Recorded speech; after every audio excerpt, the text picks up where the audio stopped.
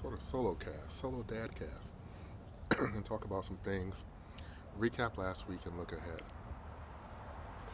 We had my friend Jay New on last week, and he brought some interesting things to mind for me. Um, the idea that your first kid is always your first kid. That really stuck out because I feel like it's not something we talk about a lot in society. You know, my kid had their first teeth coming in. They'll always be the first set of teeth that I brought into the world, as a way to put it. Her first graduations will be my first graduations, attending as a parent. And I just think that that's something to be acknowledged. I can only think of, Will Smith made a song, Just the Two of Us, where he's talking to his firstborn kid that was from a different relationship. And that was the only thing I can think of, and I wouldn't be surprised if there's others that acknowledges that unique relationship. You know, even if a person has kids in other relationships later, whatever the situation might be, your first kid is always your first kid. And what that means for me is just holding that in a special light. And taking the time as things happen to put them in their proper place, so to speak, in my brain of like, this is her first and my first, so none of us are gonna be perfect. And us as parents might even be over anxious, I don't know if you can be overexcited, like we go to swimming class. Like, are we overexcited for her to like get in the water and be swimming? I don't know if you can be overexcited. It's an exciting thing. Like I said, I don't plan on having a second, so I don't know what it'll be like, but what it would be like for the next kid. But I think for parents that do have multiple kids, it is also, I think, helpful to think, like, that was my first time. That's why we reacted like that. How can I react in the second time? But it's also that kid's first time still. It's their first time living. They didn't have the experience with the other kid. And so it's twisty and windy, but it does give me something to think about, and I think it's very interesting. Another thing he said, we talked about, was older kids' reaction times and processing times. So like if you call a kid and it takes them a second to register what you're asking them to do, and even that their name was called. And I think that is very important. A very important perspective to think about patience and to think about development. Obviously with a baby, I'm surprised if I call her name and she looks at me at the same time or within a couple seconds. But one thing I have been encouraging and noticing lately is her first reaction isn't how she's actually feeling about something.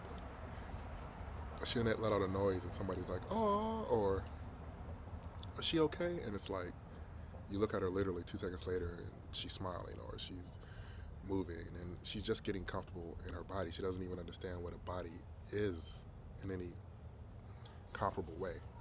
So to think about a 7-year-old, for example, 6-year-old, 5-year-old, young kid who you're like, hey, pick that up. They have to think, what does pick that up mean? They haven't heard it for 20 years, 30 years, 40 years, I'm 40, to know that like, oh, something fell, pick it up, in an instant. We think they do because they talk and they talk smart. You know what I mean? They may be quick to sass you, but that's all learned behavior too. But to think that a kid takes a second to process, or even a preteen or a teenager, it's like you're talking to them like they're an adult, but they're not an adult. And we know it's not till you're like 25 that your brain is fully developed, and I'm not saying treat 22-year-olds like 7-year-olds. I am saying a 7-year-old, a 6-year-old, 12-year-old may not be able to respond as much as a fully grown adult, and we're getting frustrated with them.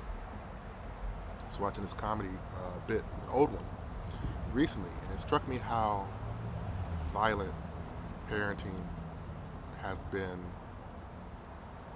how much parenting has been associated with violence. in human history. It's like a violent thing. Beyond physical violence, emotional, controlling, and a vocal violence, yelling at the kids, demanding, And I don't know that. I think we're in an age where all of that is being reconsidered across the board by parents. Does it have to be so violent? And then people criticize like a gentle parenting. You got to get kids to do things. I don't know the answers. I have a baby. We don't tell her to do anything yet,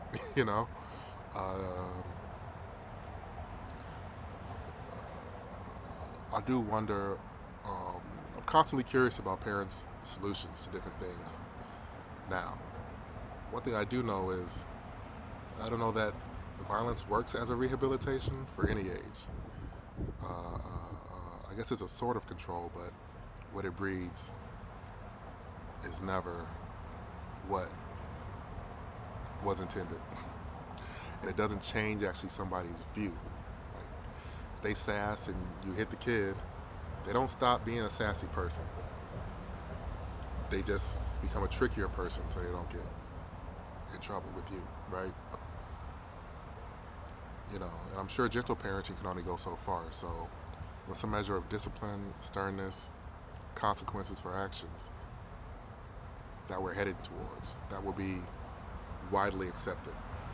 Looking ahead to this next week, I want to talk about, and I think it's just me and Tony this week, so we'll be more on topic and talk about keepsakes, things that we want to leave our kids, but specific things, not like ideas or like always fight or always stick up for but like, oh, here's like a keychain from college. I want you to know about my college. I want you to know about my high school. I want you to know about this time in my life, or here's a work badge from a job I really loved, or these shoes, whatever it might be. Interesting to think about the things we want our kids to know about us.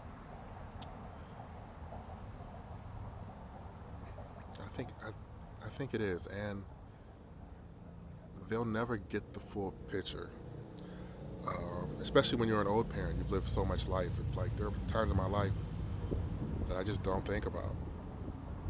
They're just not. Maybe 10 years from now, I'll be like, oh, I remember that time. I used to not think about that, and now it comes back, and those waves are just going to be different than if you have a kid at 25, and it's like, well, it's only 25 years. I was just in high school. I'll tell you about it. I'm not going to be talking. I can't even paint a clear picture because high school is going to be so different from her than it was for me. So for me to try to explain it is almost like, I'm sure we'll have conversations, but if I can understand what she's going through in any situation, if that's what we're talking about, I can probably help her more with that kind of understanding than I can with specifics about these are high school, this is what I did, and this is my friends and everything. Those things start to fade. So it is interesting, and we have so many more pictures now. It's like, am I gonna go through 1,000 saved pictures from old phones that are on hard drives? It's different. When I went through my parents' pictures, it was like, there's a few dozen pictures from different times, different vacations and things. Now it's like, oh, I took this picture of my feet one time. I wasn't sure what that toenail was doing, and oh, here's a picture. I was really into taking pictures of street signs for 2 months. Means nothing, but it's something I did. So we'll see, and we'll talk about it, and I'm interested to see